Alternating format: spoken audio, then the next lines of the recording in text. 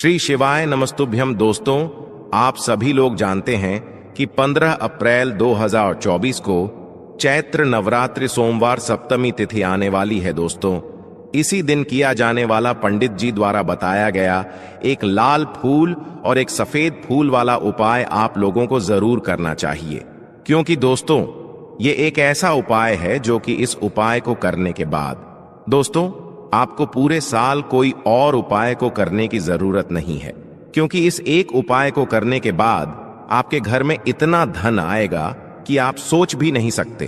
पर उपाय को आपको मन से करना पड़ेगा, या आपकी कोई अगर मनोकामना भी है धन से जुड़ी हुई, लक्ष्मी प्राप्ति से जुड़ी हुई, तो भी आप लोग यह उपाय एक बार इस एक लाल फूल और एक सफेद फूल वाला उपाय को जरूर करके देखें, क्योंकि यह उपाय सिर्फ इसी एक विशेष दिन पर किया जाना है, इसके अलावा और कभी नहीं किया जाना है।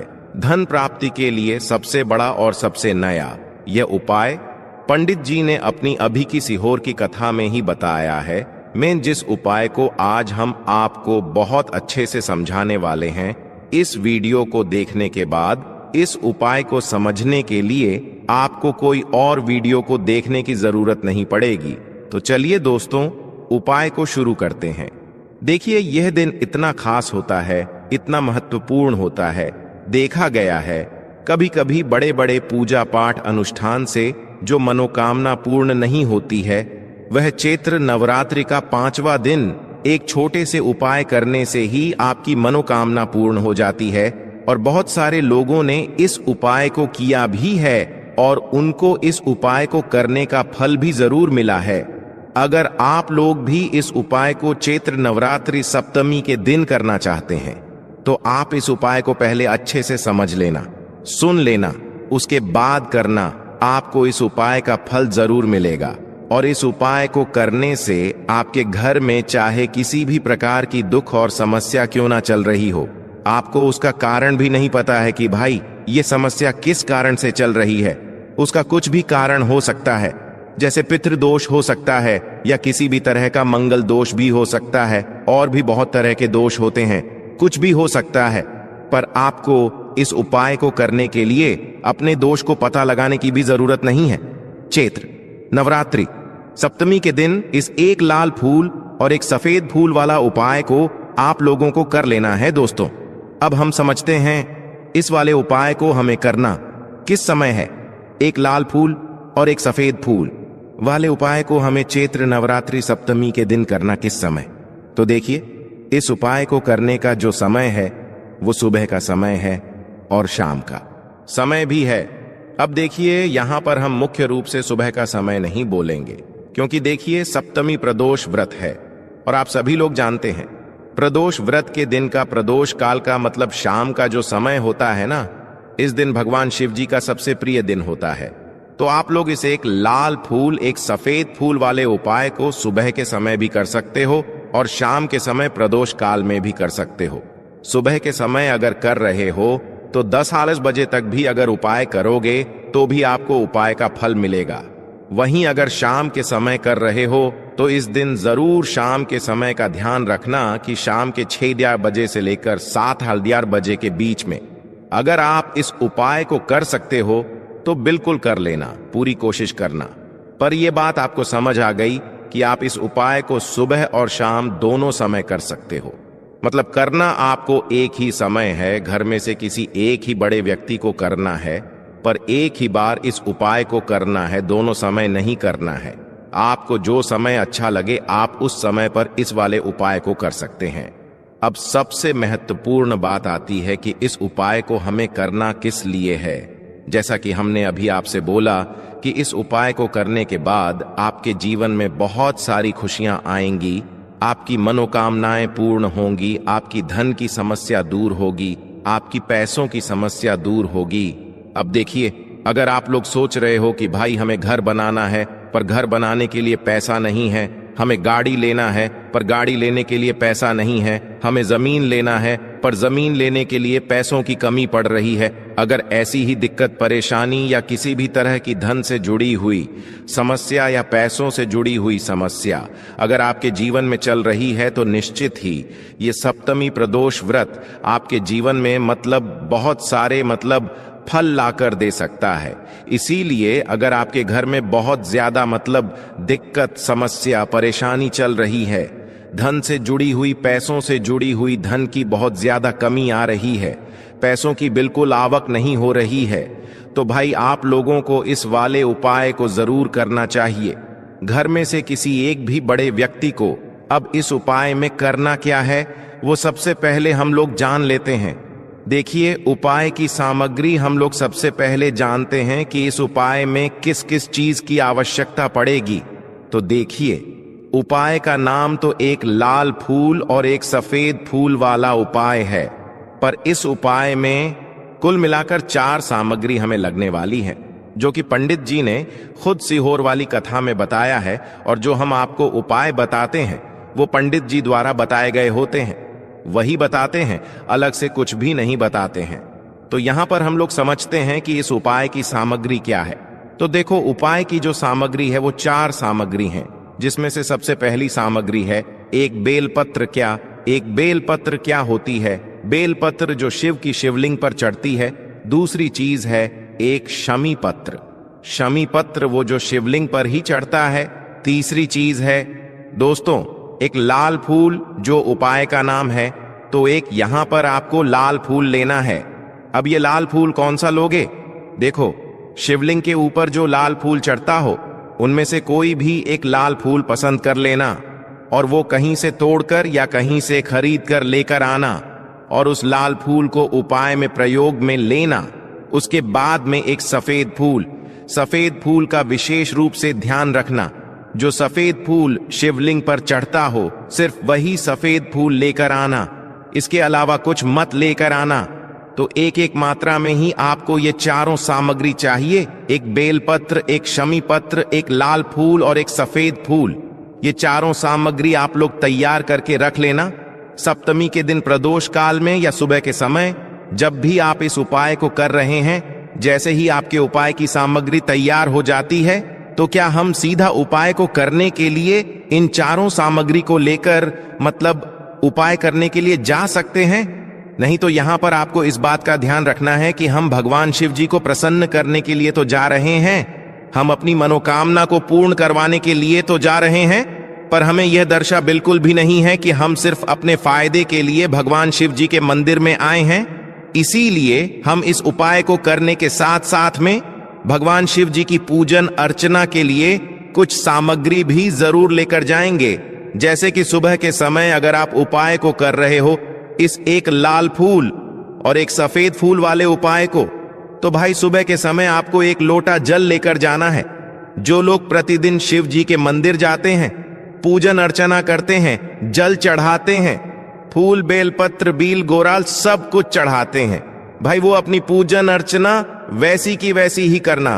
बाकी जो सिर्फ उपाय को करने के लिए जा रहा है, जो कुछ भी लेकर नहीं जा रहा है, वो कम से कम एक लोटा जल अपने घर से जरूर भरकर लेकर जाना, अगर आप उपाय को कर रहे हो, है ना? क्योंकि इस वाले उपाय को आप भगवान शिव जी की पूजन अर्चना करने के बाद ही करना।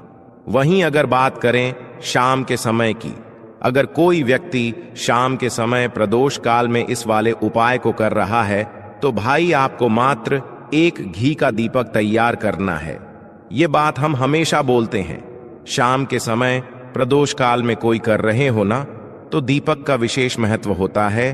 और प्रदोष व्रत के दिन का, प्रदोष काल में जो भी व्यक्ति दीपक जलाता है न भगवान शिव जी के मंदिर में, भाई उसके जीवन से सारी दुख और परेशानियां भी दूर होती हैं।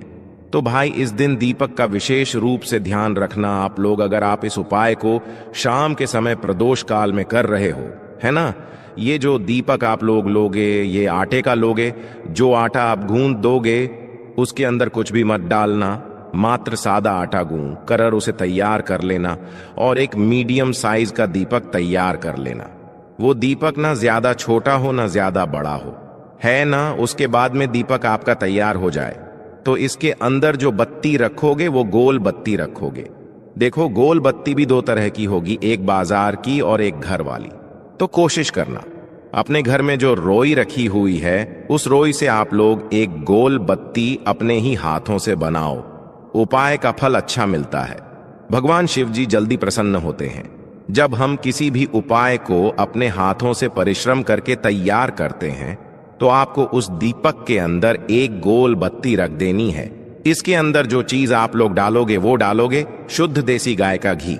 इस बात का विशेष रूप से ध्यान रखना, शुद्ध देसी गाय का घी ही डालना है। तेल वगैरह आज के दिन तो मतलब इस दिन मत डालना, सप्तमी प्रदोष व्रत के दिन, क्योंकि भगवान शिव जी का सबसे प्रिय दिन और प्रिय समय पर हम लोग इस वाले उपाय को कर रहे हैं। तो थोड़ा सा शुद्ध देसी का घी इतना डालना कि वो दीपक कुछ समय तक चल सके। ना बाजार वाला मिलावटी घी डालना, ना भैंस का घी डालना, शुद्ध देसी गाय का घी। आपको ढूंढने में थोड़ी मतलब मेहनत लगेगी और महंगा भी मिलेगा, पर इसी मतलब घी से भगवान शिव जी प्रसन्न होते हैं और उसी शुद्ध देशिका की घी से घर में बरकत भी बनी रहती है और हमारे घर में सुख शांति भी बनी रहती है। इसलिए इस शुद्ध देशिका की घी को अपने घर में हमेशा रखा करो। वो भगवान शिव जी के कार्यों में भी उपयोग में आता है और उपायों में भी हम लोग प्रयोग कर सकते हैं। तो यहाँ पर आपकी सारी तैयारियां हो चुकी हैं। उपाय को करते समय शुद्धता का विशेष रूप से ध्यान रखिएगा। सुबह कर रहे हो तो भाई सुबह तो आपको स्नान करना ही करना है, बाकी शाम को कर रहे हो तो शाम को मात्र हाथ मुंह धोकर भी आप लोग इस वाले उपाय को कर सकते हो। कोई दिक्कत वाली बात नहीं है भाई। उपाय की पूरी सामग्री तैयार करके और पूजन सामग्री लेकर आपको भगवान शिव जी के मंदिर पहुंचना है, जो आपके घर के पास में हो, जहां पर शिवलिंग विराजित हो, शिवालय हो, वहां पर आप लोगों को पहुंचना है। और जैसे ही आप भगवान शिव जी के मंदिर में पहुंचते हो, जाकर ही उपाय शुरू नहीं करना है। पहले आपको भगवान शिव जी की पूजन अर्चना करना है।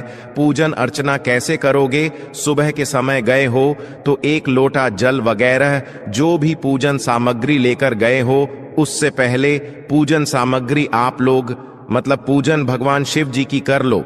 जो व्यक्ति सिर्फ एक लोटा जल लेकर गए हैं वो शिव जी की शिवलिंग पर मात्र एक लोटा जल एक धारा से धीरे धीरे करके चढ़ा लो, है ना। अपनी पूजन अर्चना आप लोग जो है पूरी कर लो पहले। उसी के बाद अगर आप शाम के समय सुबह को कर रहे हो तो जाते से यह सफाई को नहीं करना है, पहले जाकर बैठना है। भगवान शिव जी के शिवलिंग के पास में आप जो दीपक तैयार करके लेकर आए हो उस दीपक को पहले जलाना है। ये जो दीपक आप लोग जलाओगे ना, ये किसी और की माचिस से मत जलाना, अपनी ही माचिस अपने ही घर से लेकर आना और इस दीपक को अपने ही माच से चलाना।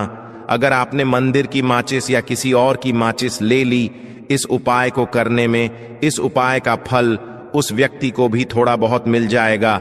इस बात का ध्यान रखना। इसलिए अपने घर से अपनी ही माचिस लेकर जाना और इस दीपक को जलाना। दीपक को जलाने के बाद भगवान शिव जी की शिवलिंग के पास में रख देना। शिवलिंग के इतना पास में मत रखना कि भगवान शिव जी को आंच लगे, थोड़ी सी दूरी बनाकर ही जो है इस दीपक को शिवलिंग के पास में आप लोग रख दीजिएगा, है ना।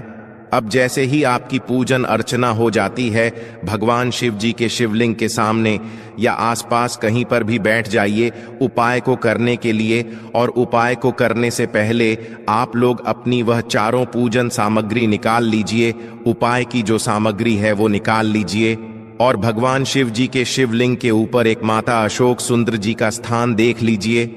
माता अशोक सुंदर जी का जो स्थान होता है वो जलाधारी के ऊपर होता है, जलाधारी के बिल्कुल बीचों बीच में होता है। आप लोगों ने देखा भी होगा शिवलिंग की जलाधारी होती है, जलाधारी के बिल्कुल बीचों बीच का जो स्थान होगा वो माता अशोक सुंदर जी का स्थान होगा, क्योंकि यहीं पर हमें ये जो है उपाय को करना है। सबसे पहली चीज, अब हम उपाय को करना शुरू करते हैं। आप सबसे पहले अपनी एक बेलपत्र उठा लो। एक बेलपत्र को आपको माता अशोक सुंदर जी वाले स्थान पर सबसे पहले समर्पित करना है। बेलपत्र की डंडी का मुख होगा जलाधारी की तरफ जहां से जल बहता है और नीचे गिरता है, और बीच वाली बड़ी पत्ती का मुख मतलब शिवलिंग की तरफ होगा। इस तरीके से आपको इस बेलपत्र को माता असुशंद्र जी वाले स्थान पर समर्पित कर देना है। उसके बाद में अपनी एक कमी पत्र उठा लो जो आप उपाय के लिए लेकर आए हुए हो। एक कमी पत्र को उठाकर कमी पत्र की भी जो डंडी का भाग होगा वो जलाधारी की तरफ करके, जहां से जल बहता है नीचे गिरता है उस तरफ करके, और पत्ती वाला भाग शिवलिंग की तरफ करके इस शमी पत्र को भी उस बेल पत्र के ऊपर आपको समर्पित कर देना है। समर्पित करने के बाद अब आप ले लो अपना एक लाल फूल जो आप उपाय को करने के लिए लेकर आए हुए हो। इस लाल फूल का जो खिला हुआ भाग होगा, चाहे वो गुलाब का फूल हो, चाहे कोई सा फूल जो शिवलिंग पर चढ़ता हो, भाई उस फूल का जो खिला हुआ भाग होगा वो शिवलिंग की तरफ होगा। बाकी जो पीछे का भाग होगा फूल का वो जलाधारी की तरफ, जहां से जल बहता है नीचे गिरता है उस तरफ होगा। और आखिरी में आपका जो एक सफेद फूल बचा हुआ है ना, इस सफेद फूल को भी आपको लेना है, और सफेद फूल का जो खिला हुआ भाग होगा वो शिवलिंग की तरफ होगा, जहां पर शिवलिंग रखा हुआ है उस तरफ होगा, और डंडी का भाग जलाधारी के पीछे की तरफ हो जाएगा, मतलब जो जहां से जल बहता है और नीचे गिरता है। जब आप लोग एक बेल पत्र, एक शमी पत्र और एक लाल फूल, एक सफेद फूल चढ़ा रहे हो, तो उस समय आप लोगों को कांता भगवान या कांता चक्र का नाम लेते हुए ही जो है इस उपाय को करना है, और भगवान शिव जी और नारायण जी का स्मरण करते हुए ही जो है इस उपाय को आपको करना है। तो जब भी आप एक बेल पत्र, एक शमी पत्र, एक लाल फूल और एक सफेद फूल चढ़ा रहे हो, तो या तो आप कांता चक्र का नाम ले लेना या कांता भगवान का नाम लेते हुए जो है इन सभी सामग्रियों को माता सुषण जी वाले स्थान पर आप लोग समर्पित करते जाना, और शिव और नारायण जी का नाम भी साथ साथ में लेते जाना। और जैसे ही आप लोग ये उपाय पूरा कर लेते हो, चारों सामग्रियां समर्पित कर देते हो, उसके बाद में भगवान से वहीं के वहीं बैठे बैठे हाथ जोड़ के प्रार्थना करना। आपकी जो मनोकामना हो, धन से जुड़ी हुई, पैसों से जुड़ी हुई, घर में माता लक्ष्मी जी की कमी हो रही है, जो भी दुख और समस्या परेशानी चल रही हो, आपको अपनी वह दुख और परेशानी जो है भगवान शिव जी से उपाय को पूरा करने के बाद वहीं पर पास में बैठकर बोल देना है, हाथ जोड़ के आंखें बंद करके। उसके बाद में 2 मिनट भगवान के नाम का जाप करना है, और उपाय जैसे ही पूरा हो जाता है भगवान से आशीर्वाद लेकर, भगवान को धोख देकर, भगवान से प्रार्थना करके आप अपने घर पर वापस आ सकते हैं। यहां पर आपका ये वाला उपाय पूर्ण हो जाता है। इस उपाय को करने के बाद निश्चित ही आपको इस उपाय का फल बहुत ही जल्दी और बहुत बड़ा होकर मिल जाएगा। ओम नमः शिवाय। श्री शिवाय नमस्ते।